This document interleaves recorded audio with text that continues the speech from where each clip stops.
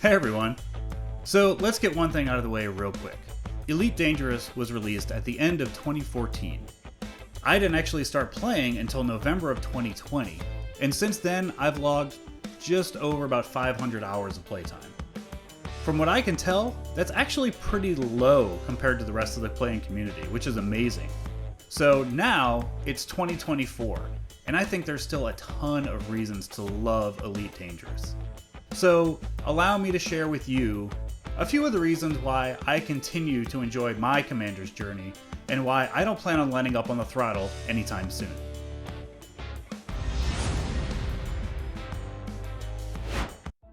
For some reason, when I initially thought of the list of things I love about this game, the first one that popped in my head was the sound design.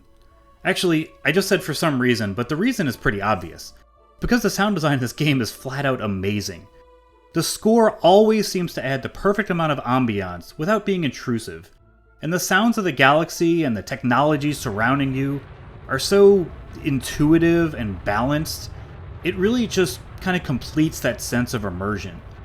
Even each ship has its own unique growl when the engines are throttled up, and those sounds are even consistent among the three shipmakers. It's like being able to tell the difference between the howl of a Toyota 2JZ, or the roar of a Chevy Big Block, or the rumble of a Subaru Boxer engine, just by the sound. But more than that, it's the details that you don't even notice that kind of all come together to paint the atmosphere. Like the crescendo of the frameshift drive as you jump into witch space, or the PA chatter and the industrial soundscape of the interior of a Coriolis station. Even the eerie silence of the surface of a dead planet that's broken only by the periodic crackle of the SRV radar sweep. I mean, even an analytics tool like the Full Spectrum Scanner has unique sounds for each type of celestial body as you scan them, and honestly, the eerie drone of the gas giants still creeps me out.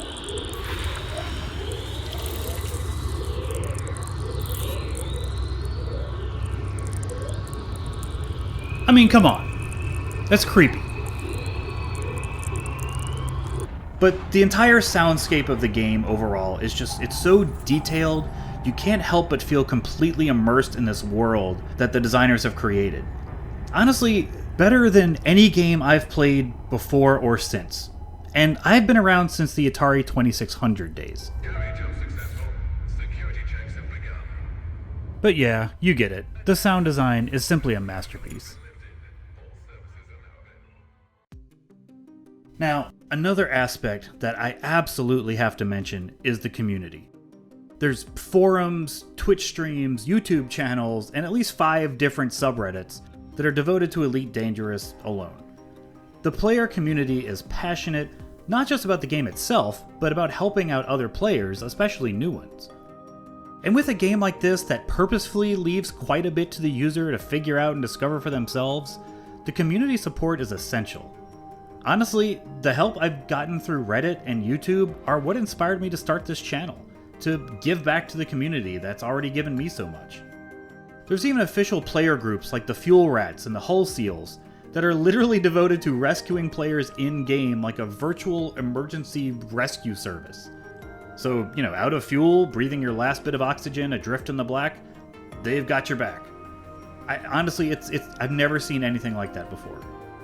And then, of course, there are countless player-run online resources like Inara and Spanch, EDSM, Coriolis, Etsy, the list goes on and on.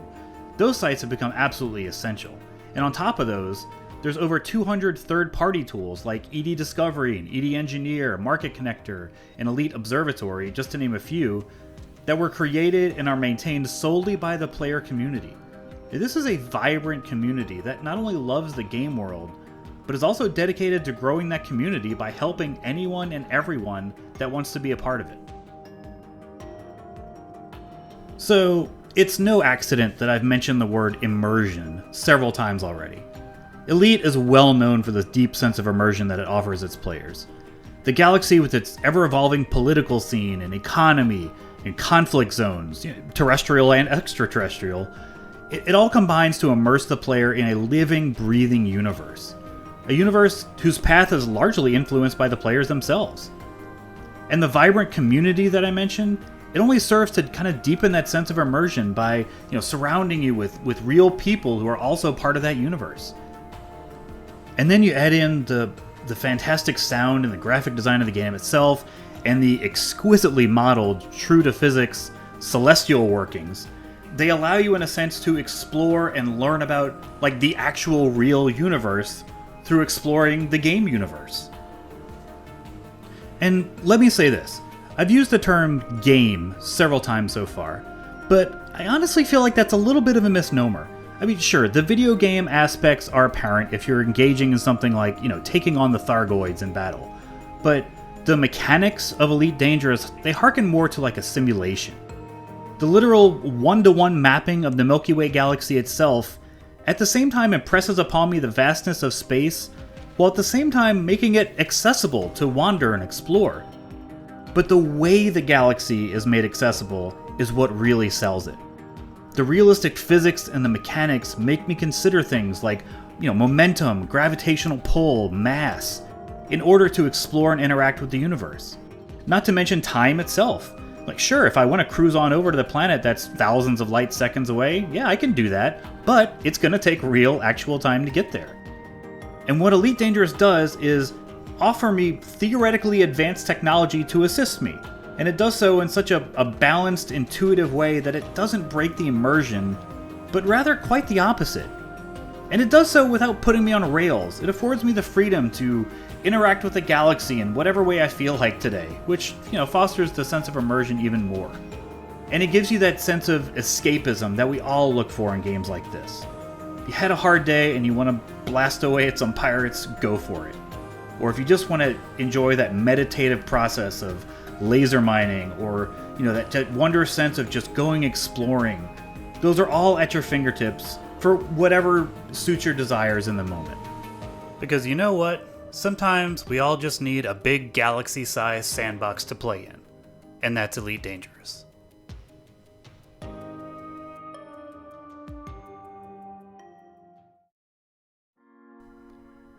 So, truthfully, as I was writing this video, and I started jotting down the things I wanted to talk about, as soon as I would delve into one topic, I would think of another, and another, and another.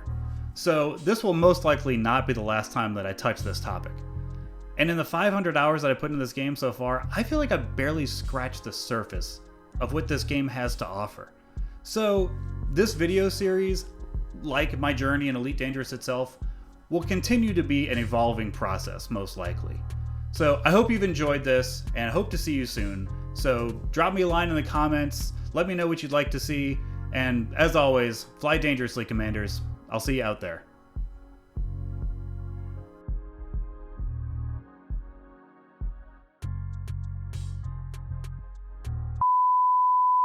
So let's get one thing out of the way real quick.